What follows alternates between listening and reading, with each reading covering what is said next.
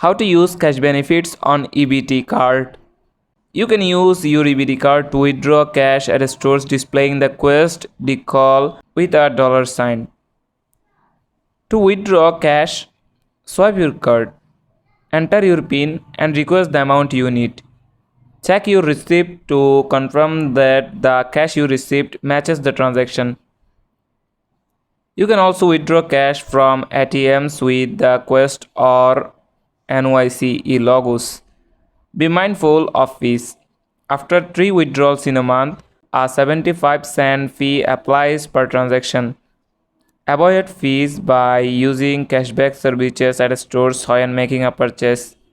Sign up for direct deposit to access your cash benefits via your bank's ATM. You can also use your EBT card for cashback at stores that allow it, with no additional purchase required. To save money, try to limit your ATM withdrawal to 3 per month. Always keep your EBT card and PIN secure to protect your benefits. That's it. Thanks for watching the video.